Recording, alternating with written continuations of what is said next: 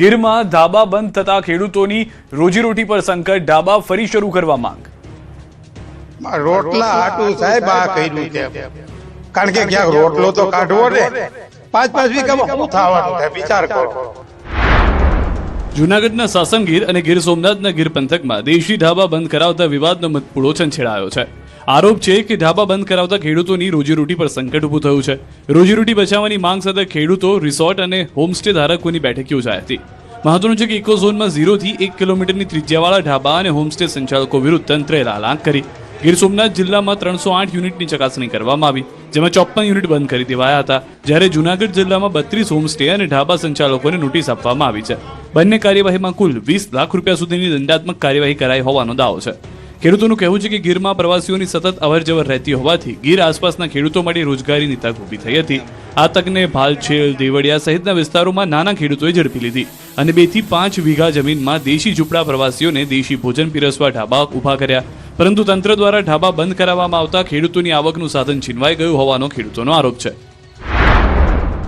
ઈ કે હુઈ જાવ હુઈ ગયા, ઈ કે ઉઠી જાવ ઉઠી ગયા, તો અમે દંડે ભર્યા, એની જે કહેતા ગયા એમ અમે કરતા ગયા, તો અત્યારે અમારું બંધ કરાવી દીધું.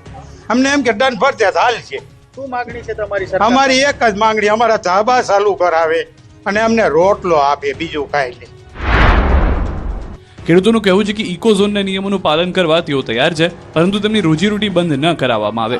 સમગ્ર મુદ્દે ધારાસભ્ય ભગવાનજી કરગટિયા અને અરવિંદ દાડાણીએ ખેડૂતોની રજૂઆત કરતા બંને સરકારમાં રજૂઆત લઈ જવાની તૈયારી આપી છે. સાગબારા જંગલ જમીન ખેડાણ મુદ્દે ધરણાનો 9મો દિવસ. મનસુખ વસાવાએ વન વિભાગના અધિકારી પર કર્યા પ્રહાર.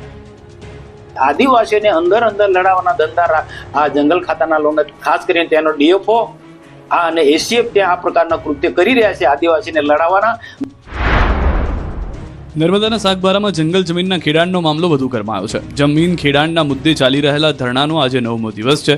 9મા દિવસે પણ આદિવાસીઓના ધરણા યથાવત રહ્યા છે. ધરણા સ્થળે પહોંચેલા સાંસદ મનસુખ વસાવાએ આદિવાસીઓ સાથે મુલાકાત કરી. આ દરમિયાન આદિવાસીઓએ જંગલ જમીન પર વર્ષોથી ખેડાણ કરતા હોવાના પુરાવા સાંસદ સમક્ષ રજૂ કર્યા. મનસુખ વસાવાએ વન વિભાગના અધિકારીઓ પર પણ નિશાન સાધ્યું. તેમણે ઉમરપાડાના ખેડૂતોને વન વિભાગની ખોટી વાતોમાં ન આવવાની અપીલ કરી. સાથે જ બંને વિસ્તારના આદિવાસીઓ એક થઈને જમીનનું ખેડાણ કરવા પણ અપીલ કરાઈ હતી. આ જંગલની જમીન સાગબારા પાસેથી છોડાવી અને ઉમરપાડાના આદિવાસી ખેડૂતોને મળે એવું હોત તો મને કોઈ વાંધો નહોતો, પણ એ આદિવાસીને ત્યાં મળવાની જ નથી. ઉમરપાડાના ખેડૂતોને એ મળવાની નથી. એ જમીનમાં જંગલ ખાતું પ્લાન્ટેશન કરવાનું છે. સાંસદે આક્ષેપ કર્યા કે જંગલ ખાતું જમીન પડાવી લેવાનું કાવતરું કરી રહ્યું છે. તેમનું કહેવું છે કે જમીનનો હક આદિવાસીઓનો છે અને જો આ જમીન ઉમરપાડાના ખેડૂતોને આપવામાં આવે તો પણ તેમને કોઈ વાંધો નથી. મહત્વનું છે કે જંગલ જમીનના ખેડાણ મુદ્દે સાગબારામાં છેલ્લા 9 દિવસથી ધરણા ચાલી રહ્યા છે. બીજી તરફ ઉમરપાડાના ખેડૂતો પણ આ ધરણાનો વિરોધ કરી રહ્યા છે અને 1 ઇંચ પણ જમીન ન આપવાની વાત કરી રહ્યા છે. ત્યારે હવે સાંસદની અપીલ બાદ આ વિવાદનો શું ઉકેલ આવે છે અને તંત્ર દ્વારા શું નિર્ણય લેવામાં આવે છે તેના પર સૌની નજર છે.